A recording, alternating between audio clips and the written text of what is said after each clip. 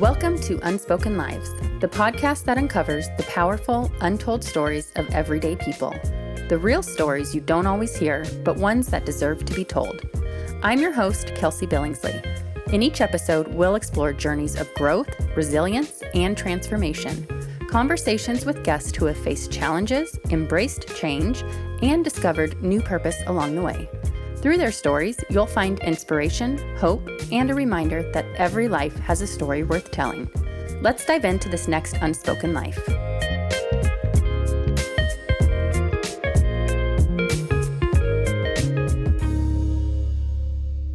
Today, I'm sitting down with Shelley. Shelley is a licensed professional counselor whose work focuses on infertility, pregnancy loss, and maternal mental health. Through her own experiences with infertility and pregnancy loss, Shelley gained a depth of understanding that now shapes the way she shows up for others with care, patience, and compassion. This is a space where stories are held gently, and I'm really grateful she's here today. Shelley, thank you for trusting me and our listeners with your story. Thank you so much for having me. Can you take us back to the beginning of that chapter of your life before you knew how much it would shape you and just what life looked like, what you were doing? Oh gosh, I was newly married. I'd been married for maybe a year and a half at that point in time, and just living the newlywed life. I had a career in HR, doing the corporate thing, and that's what it looked like. Right. Can you share at all what some of your hopes or expectations were? I know you said you were newly married, so what were some of those expectations you had going into the marriage? Really, when it came to getting married, it was interesting because I was always a bridesmaid, never a bride. And so I got married later in life. Okay. My husband is about 3 years older than me. And I got married when I was 30. Okay. And so we were just living life as dinks. They say double income, no kids. I have never heard that. You've never heard of that? No. Dinks. Okay. Dinks is double income, no kids. And my husband comes from a family of 10 brothers and sisters. Oh, wow. And so it was funny because when we were dating, we had this conversation about kids when we knew we were going to get married. He would say he wanted 6 kids. And I was like, whoa, buddy. He's thinking it's not that many. He's thinking, and I'm like, whoa, wait a second here. Yeah. I have 3 younger sisters, and so we have all girls. They have all boys. Wow. They have two girls, but so there's 8 boys and 2 girls. So many. So many, right? Yeah. They also had, I think she fostered around between 100 and 200 kids. She fostered and had that many kids on her own? Wow. Yeah. That takes a special person. Yeah, a very special person. And so he wanted 6 kids. And I was like, whoa, wait a second. I don't know if I have the patience for 6 kids. So we'll try 2. And we laughed because it was, we'll try 2. And if I can handle the 2, then we'll go for a 3rd. And of course, you have all of these hopes and dreams. And I remember we're actually still in the same house that we bought together. Okay. And when we were searching for those homes or what home we were going to live in, we would go through the rooms and we'd be like, okay, how many kids are we going to have here? And we would have these stories of what we were going to do with kids and what that future looked like, not knowing the house that we have now that we've picked out before we knew what was going to happen. Yeah. We have a whole upstairs now, and we do have a daughter. So, but we each have our own room, whereas I had envisioned having children in each one of those rooms. Yeah. If you don't mind me asking, how long were you married before you started thinking, okay, let's start talking about having kids now?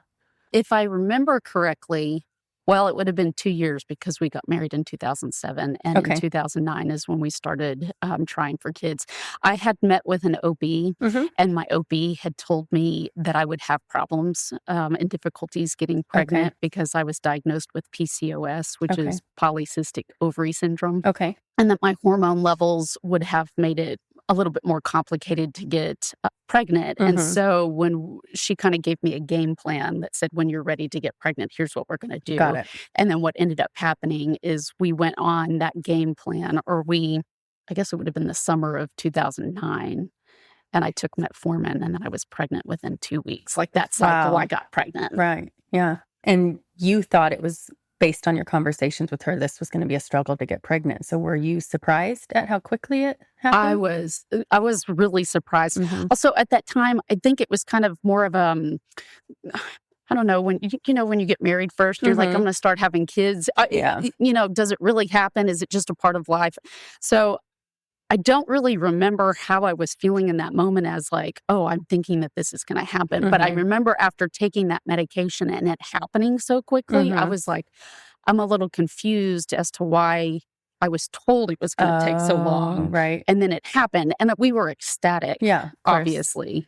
But I was a little confused. Okay. No, that makes sense. Especially, newly married, first kid. I mean, I think back, I didn't know anything. You just kind of go with the flow. And I often talk to clients about, I wish I could go back to that time. And I give this picture. I'm a very visual person. I speak a lot through visualizations. Jesus did parables and things like that. And so I often talk to my clients about, I wish I could just take that knowledge out of my brain and set it on a shelf. Because if I could go back to what I knew then and what I know now, life would be a lot easier. I might not be in this position. Right. But what do you think? I mean, we might need to get to the rest of the story, but what do you think you would say to yourself back then if you could go back and give yourself a little knowledge? Don't lose yourself to infertility. Okay. Tell me what happens next in this journey with this pregnancy. So we got pregnant on that cycle. Total surprise. I remember thinking to myself, how am I going to tell my husband? And I don't know why, but I had bought this bib and it said something about daddy.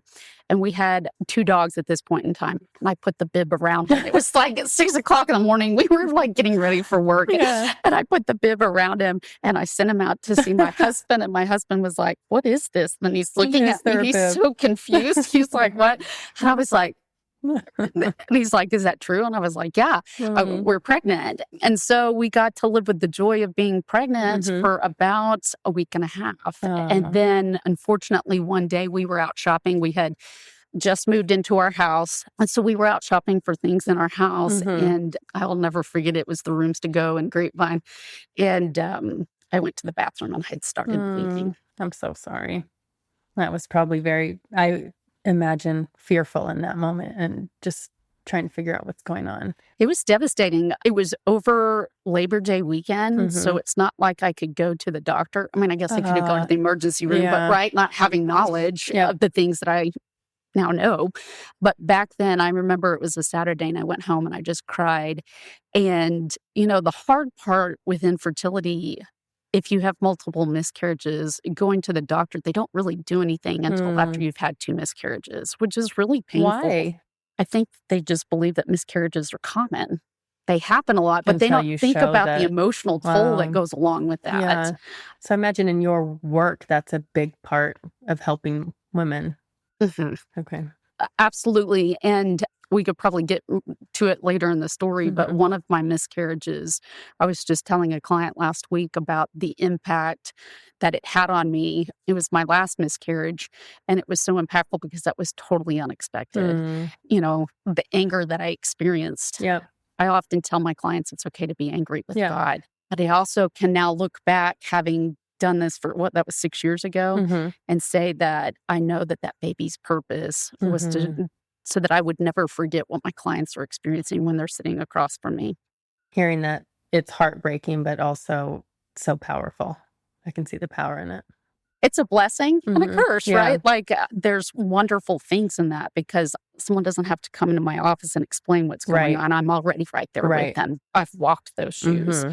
The hard part was going through that. Yeah, I'm sure. I'm really sorry about the first pregnancy. Do you mind if I ask how long you went through that until you decided, let's start trying again? Because I feel like it would be such a scary and hard thing to imagine. What if I went through this again?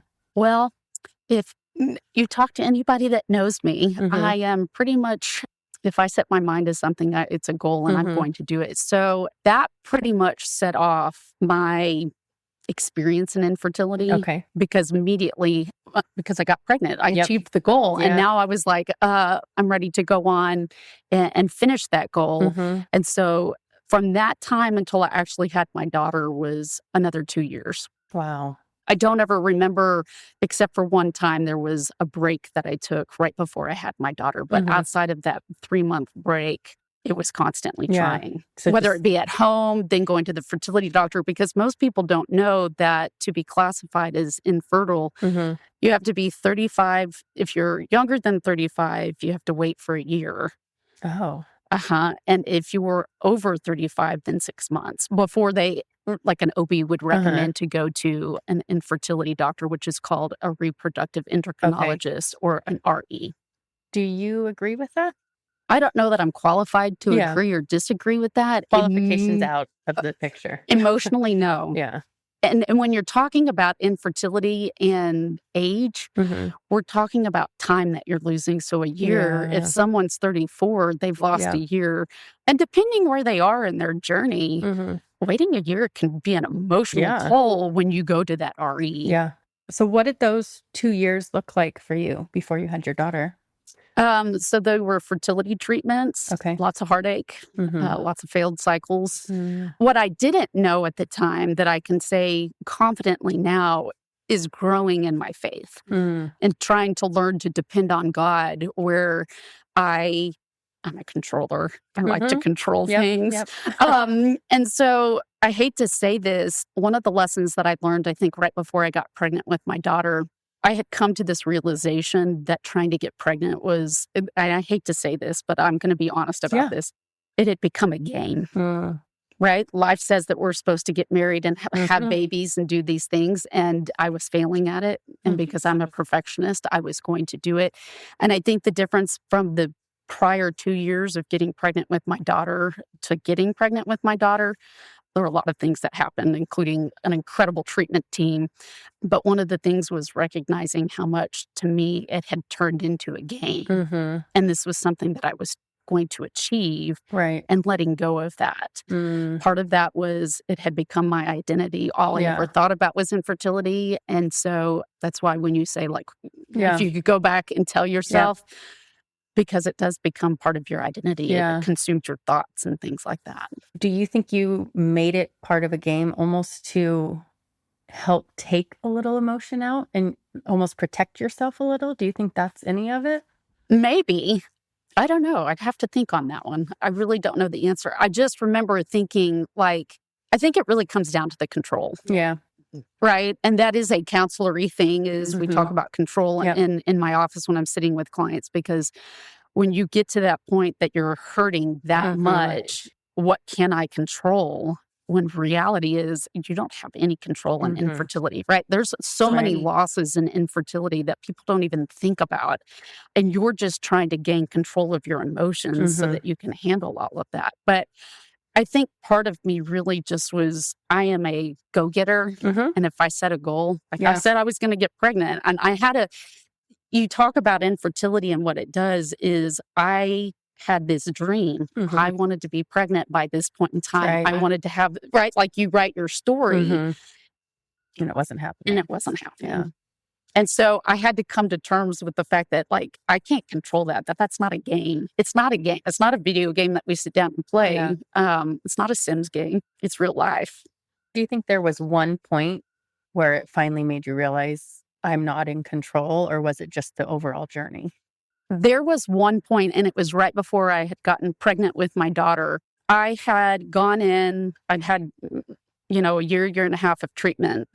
I had gotten a second opinion from a doctor who I really, really liked.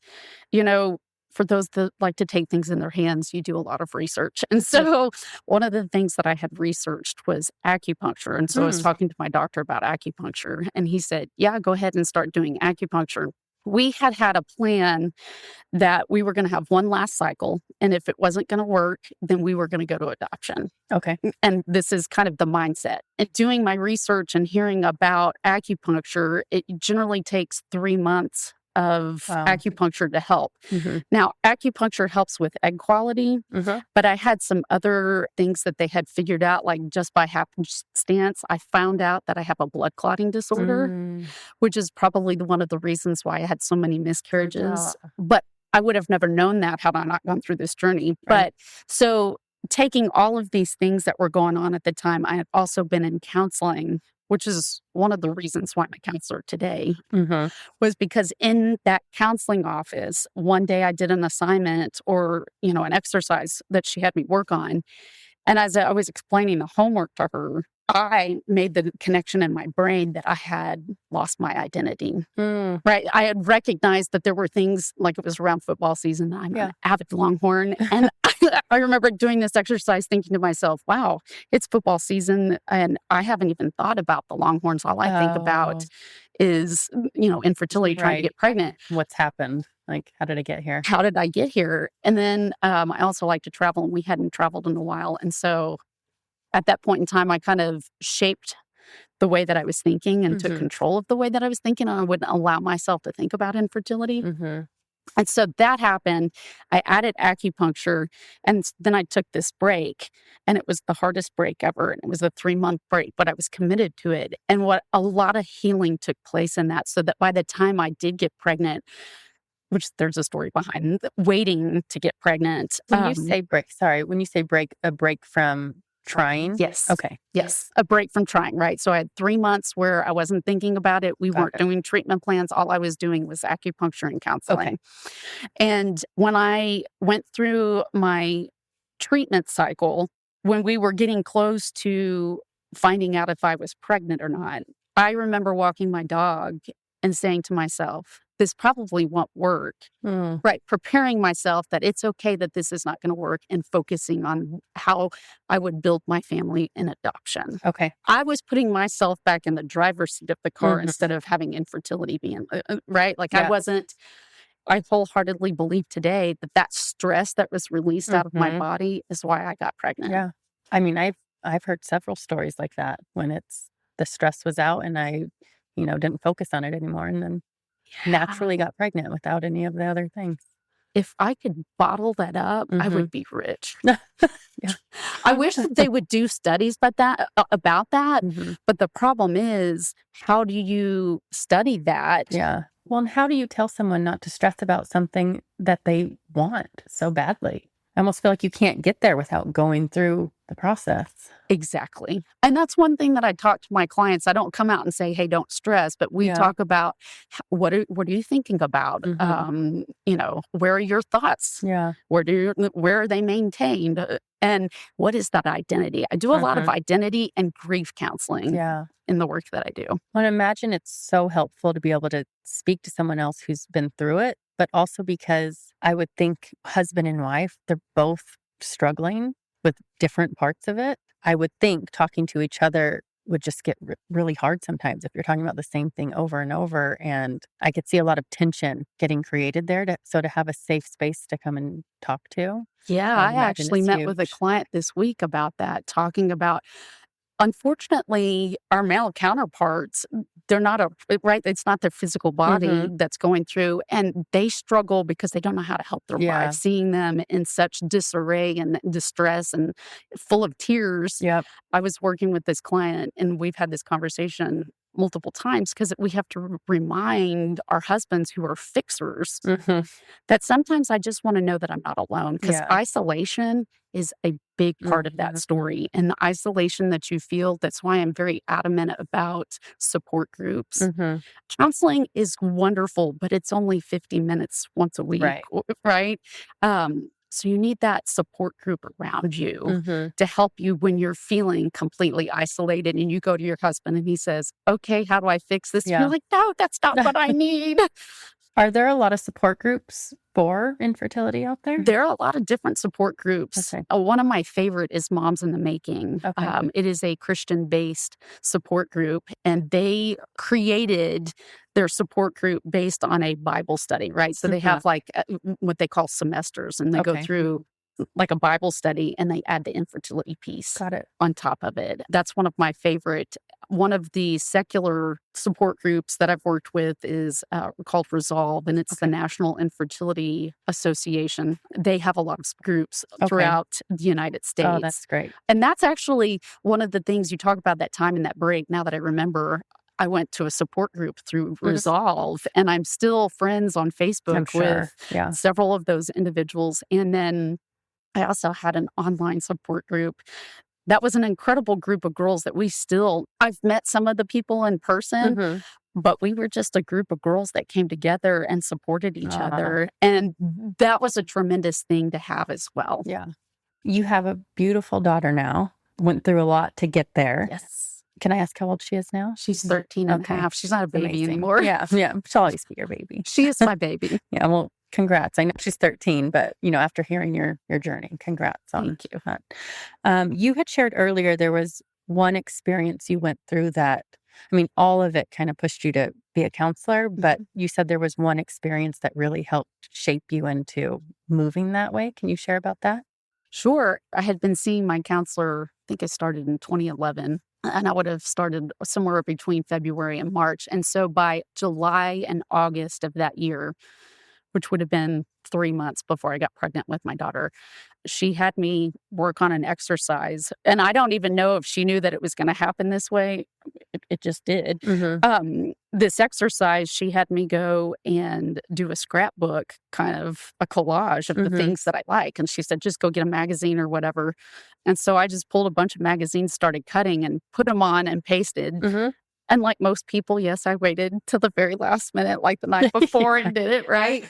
And so then I went into that counseling session and I started talking to her and she's like, tell me about what you found. And I was, again, talking about the Texas Longhorns. And I looked at her as I was talking about football, and it was in August, so we were getting ready to go into football. And I looked at her and I said, you know what? I haven't talked about football at all. And she said, oh, really? Tell me more about that. And I was like, oh my gosh, that used to be my identity, was in college football.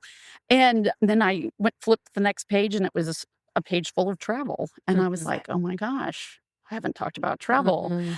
So leaving that session, I really thought about, how do I get my identity back? And we talked about, some of the coping skills to get your identity back or whatever. So when I went home, talked to my husband, we booked a trip. And then I started focusing on the Texas Longhorns. And every time, and I sit across my clients and I tell people this because I'm more of a realist. I can tell you to do these things, but I know it's a lot easier for me to sit in my chair and tell you that for then the client to actually physically implement it. But this one, I 100% have done myself. So I would not allow myself to think about infertility. So anytime I literally was taking my thoughts captive, which we're called to do in 2 Corinthians 10:5, take our thoughts captive. And here I was learning a lesson that I didn't know that I use all the time in my counseling session right now, is taking my thoughts captive. And that was instrumental. It gave me control because I realized I have control over what I think about. And I don't have to choose to think about the infertility. So then it wasn't my identity, nor did it sit in the driver's seat of my emotion. Yeah, and you didn't feel out of control anymore. To an extent, I didn't feel out of control. I felt control in a situation, right? Like I didn't have control what the tests were going to say, when we were going to do treatment. I didn't have control in those areas, but over my emotions, I had control. And that's what I work with my clients a lot on, is how do you find control in a situation where you don't have a whole lot of control, but your thoughts, that's an area you have control over. Yeah, that's great. There was also one other thing you mentioned. Before we met today, you had shared about that blood clotting disorder. If I remember correctly, you were telling me that you wanted a certain test, but your doctor didn't want to give it to you. And it just made me think of how important it is. Maybe there's someone out there that needs to hear this. Like if you need something or want something, how important it is to advocate for yourself, because you probably would have never known you had that. Right? 100%. Advocacy, especially in the infertility world, is super important. And I talk about advocacy with my clients. You have a partnership with your doctor. They're smart. They know, right? Like I don't encourage clients to be a know-it-all, but I encourage conversation with your doctor. And so to give a little bit more detail is I was getting towards the end of my treatment cycles and I had done some research online, right? This was back before ChatGPT. We did have Google, but also these online groups that I was members of, right? Someone had mentioned something about autoimmune issues. at this point in time, I'd only had one miscarriage. Okay. So I was speaking to some of my online counterparts, and I came across this concept of an autoimmune issue. And so I went to my doctor and I was like, hey, I know we can test for autoimmune issues. And he was like, you don't need to test. It was a very expensive test. Yeah. And it wasn't going to be covered by insurance. And I was like, that's okay. I want this test and I'm willing to pay out of pocket for it. And he was like, fine, whatever, I'll give you this test. And this doctor is super smart. Just didn't want you to waste money. I think he was trying to protect my money, but then also kind of like, well, why are we doing this? Right. But I'll never forget when I was sitting in the room and he had to come and tell me the test scores. He walked in the room and he sat down and you could see him kind of like he had to eat crow because he was like, yeah, you should never be on estrogen ever again. So like birth control pills. Wow. Even, in later states of life with like menopause, I can't do hormone replacement therapy because like I just met with my doctor and she's like, yeah, I'm not going to risk putting you on hormone therapy because you have this blood clotting disorder. And had I not had infertility, I probably would have never known that. Wow. But that blood clotting disorder can cause miscarriage. Okay. And so I'm fairly certain. Actually, I don't know because I'm not God, but I would have a sneaking suspicion to say that the blood clotting disorder probably affected for sure my first and last pregnancy that I lost because I've been pregnant 5 times. Thanks for listening to part 1 of Shelley's story. Here's a short preview of what's coming next week in part 2. Before the last beta test, my daughter came to me and she came to my stomach. I remember we were at church and she said, bye-bye, like saying bye-bye to the baby. And I was like, what? So I know that there's a connection to her with those babies in heaven. Yeah. Wow. But it was interesting to see how connected she was even at a little child. At 5 years old, she had no idea what she was doing. That's it for this episode of Unspoken Lives. If today's story moved you, inspired you, or made you reflect on your own journey, hit that subscribe button so you don't miss the next powerful conversation. I'm always on the lookout for new guests. If you know someone with a story that deserves to be shared, I'd love to hear from you. Check the show notes for contact details and make sure to follow along on social media at Unspoken Lives Podcast. Until next time, keep listening, keep sharing, and remember, every life has a story worth telling.